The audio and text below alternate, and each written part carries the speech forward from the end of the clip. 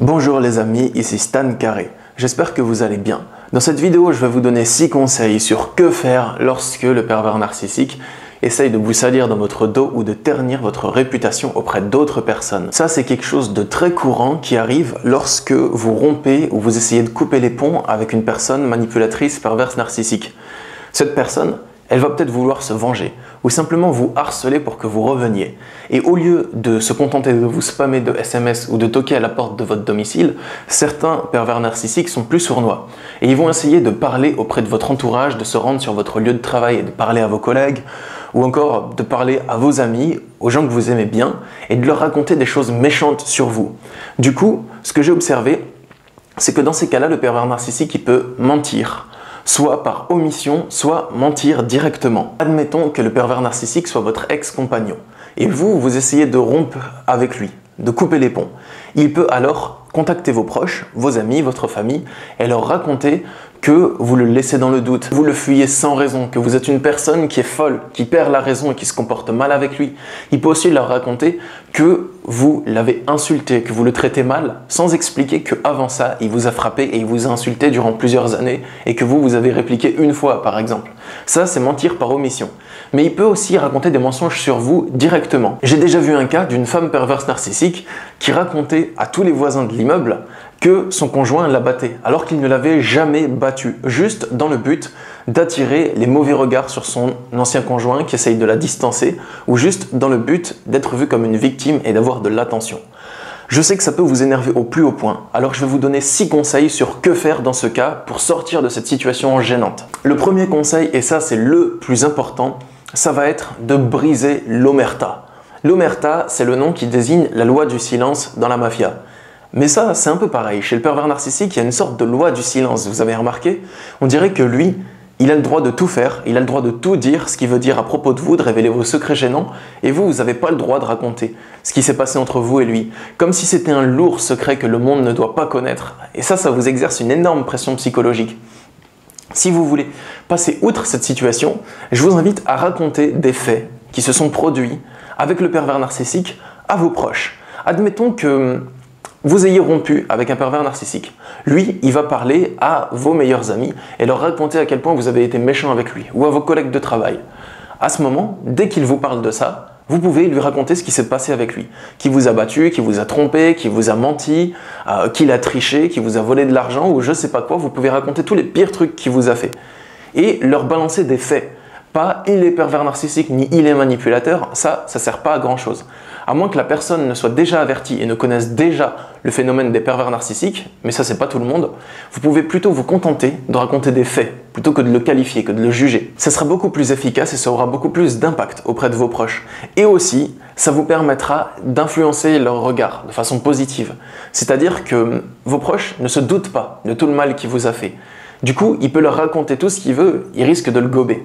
Alors que si c'est vos amis, si c'est vos proches, si c'est vos parents, vos collègues de travail, ils risquent plutôt de vous croire vous, si vous racontez les choses qu'il vous a faites. C'est pas sûr à 100% qu'ils vont vous croire vous plutôt que lui, mais il vaut mieux essayer. Il vaut mieux faire ça que de ne rien faire du tout et se morfondre. Quand vous faites ça, vous passez à l'action, vous avez du pouvoir. Du coup, vous êtes plus impuissant et ça peut vous rassurer. Deuxième conseil, n'essayez pas de convaincre tout le monde que le pervers narcissique est méchant et que vous êtes le gentil dans l'histoire. Ça marchera pas et vous le verrez. Vous pouvez pas convaincre absolument tout le monde. Certaines personnes risquent de se ranger aux côtés de la personne qui essaye de vous salir, qui essaye de vous faire du mal. Et c'est pas grave parce que si ces personnes se rangent dans son côté, malgré le fait que vous leur ayez expliqué la situation à votre manière, c'est juste que c'est leur point de vue en fait. C'est comme si c'était leur prédisposition naturelle qui faisait ça. Quoi qu'il en soit, vos amis ou toutes les personnes qui sont dotées d'une certaine capacité de discernement, qui sont capables de reconnaître la manipulation quand ils la voient, ces personnes-là, elles arriveront à faire la part des choses. Elles verront clair dans son jeu. On peut dire que les vrais comprendront. Mais les autres personnes, c'est pas grave, vous pouvez être indulgent avec ces personnes. Même si elles le croient, vous pouvez rester gentil avec les autres. Et ne pas les mettre de côté, ni les engueuler de le croire. Parce que rappelez-vous que vous aussi, vous avez été manipulé avec le pervers narcissique. Donc il est doué pour manipuler. S'il manipule les autres, ça ne veut pas dire que c'est des mauvaises personnes, c'est simplement des personnes qui se laissent avoir à son jeu, comme vous l'avez probablement été vous aussi. Troisième technique, celle-là, elle se tient entre vous et le pervers narcissique. C'est celle que je nomme l'attaque frontale d'énergie. j'en ai déjà parlé dans certaines vidéos, j'en parle dans mon prochain livre sur les pervers narcissiques aussi. Gardez bien ça en tête. Lorsque vous discutez avec un pervers narcissique, il va tout le temps essayer de vous convaincre de quelque chose ou d'influencer votre point de vue à devenir différent. Tant que vous êtes en conflit avec lui, à chaque discours, à chaque dialogue que vous allez avoir, il ne va pas essayer de réellement communiquer, il va juste essayer de vous écraser avec son point de vue. Toujours. Du coup, ce que vous pouvez faire, ça va être faire de même que lui. Ne pas essayer de l'écraser cette fois-ci, mais diriger une intention vers lui. Et c'est important que vous compreniez ça en phénomène énergétique. C'est-à-dire que lors d'une communication, quand vous communiquez avec une personne, vous échangez tous les deux votre énergie. Vous parlez à la personne, elle reçoit vos arguments, elle les intègre et ensuite elle réplique. Elle répond, vous recevez ses arguments et ainsi de suite. Le pervers narcissique, il ne fonctionne pas comme ça. Il n'écoute pas ce que vous dites, il essaie juste de retourner vos mots, de se servir de ce que vous dites pour vous faire mal ou vous déstabiliser psychologiquement. Il n'écoute pas vos propos, il les voit juste comme un support lui permettant de s'imposer à vous. Du coup, ce que je vous invite à faire, c'est de ne pas écouter ce qu'il va vous dire et d'aller lui parler, lui dire qu'il doit arrêter de faire ça, que c'est vous qui avez décidé qu'il doit arrêter et vous lui donnez un ordre ferme et non discutable. Et vous vous demandez peut-être, mais comment est-ce que je vais arriver à le faire obéir? Le but, ce n'est pas de le faire obéir. Parce que si vous essayez de le faire obéir, vous allez encore essayer de le convaincre et de répondre à ses arguments, de vous justifier, d'argumenter, et vous en ressortirez perdant parce qu'il va vous embrouiller et au début, vous partirez vers lui dans l'intention peut-être de l'engueuler, mais à la fin, vous vous trouverez probablement en train de vous excuser dans la conversation. Et une fois que la conversation se sera finie, vous aurez les nerfs parce que vous avez été manipulé. Du coup, pour éviter d'être manipulé, il convient de considérer tout ce qu'il va dire comme du charabia. Tous les mots qu'il va dire, ne les écoutez pas, considérez-les comme des simples bruits, des simples sons.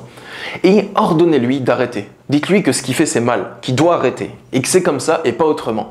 Et quoi qu'il dise, vous lui dites « Non, tu dois arrêter, c'est comme ça, tu arrêtes, tu arrêtes ». Quels que soient ses arguments, vous continuez à diriger cette intention vers lui. Et c'est ça qui va l'influencer. Parce qu'il verra que psychologiquement, vous êtes plus fort que vous et vous ne pliez pas malgré toutes ces tentatives de vous faire plier. Et il y a des chances qu'il vous voit comme une personne forte de caractère, qui reconnaisse ça chez vous et du coup qu'il arrête de parler mal de vous dans votre dos. Mais le quatrième conseil, ça va être des choses à employer comme moyen de pression si vous voulez influencer son point de vue. Parce que le pervers narcissique, c'est quelqu'un qui fonctionne en tant que dominant-dominé, pas d'égal à égal.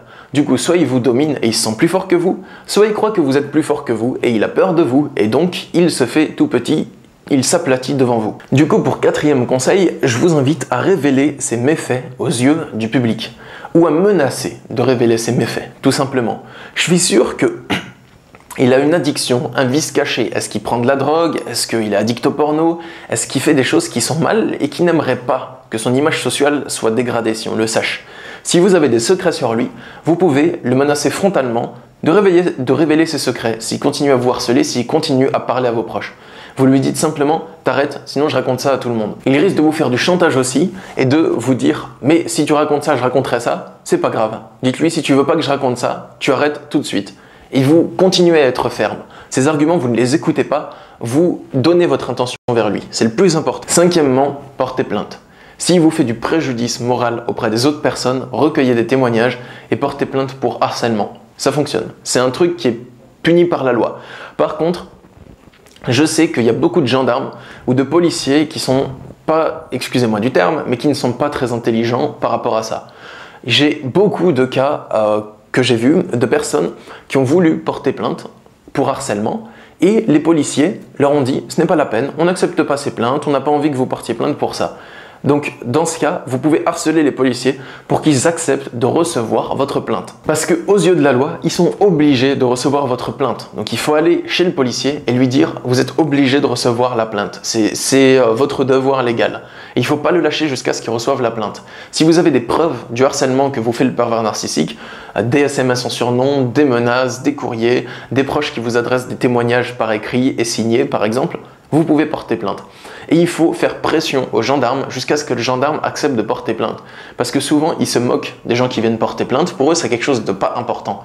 Je ne sais pas quel genre de plainte ils acceptent d'ailleurs, à part les plaintes pour meurtre, mais bon, bref, c'est pas le sujet. Et sixième conseil que je veux vous donner, voyez les choses sur le long terme.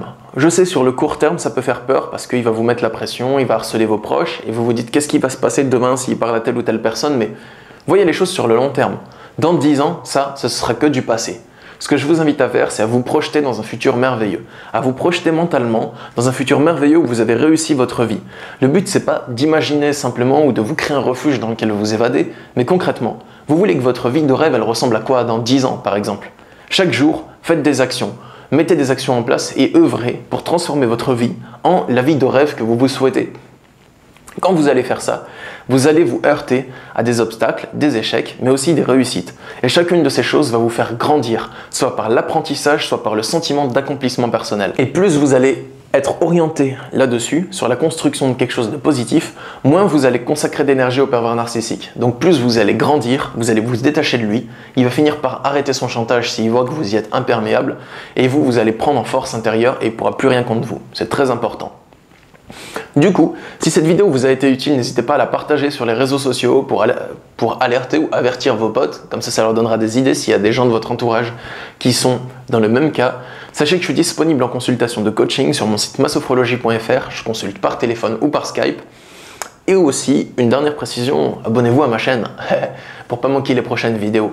Je vous dis à demain pour une prochaine vidéo. C'était Stan Carré. Au revoir. Abracadabra.